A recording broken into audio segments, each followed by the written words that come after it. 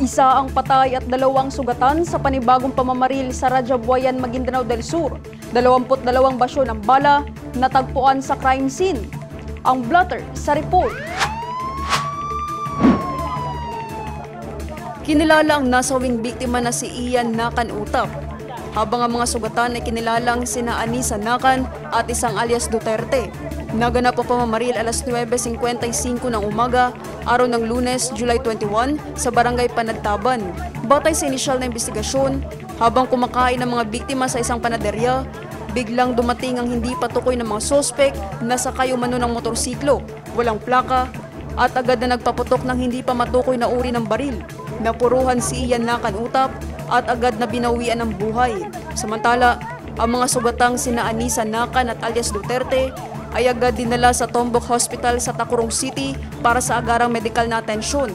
Tumakas sa mga sospek sa hindi pa matukoy na direksyon matapos ang pamamaril. Na-recover sa pinangyarihan ng krimen ang 22 basyo ng bala mula sa hindi pa natutukoy na uri ng baril. Agad na kinordon ng mga tauhan ng Rajabuayan Municipal Police Station ang lugar at nagsagawa ng crime scene processing. Isinagawa rin ang hot pursuit operation at nakipag-ugnayan sa mga kalapit na unit para magsagawa ng dragnet operation upang mahuli ang mga salarin. Patuloy pang imbestigasyon sa insidente.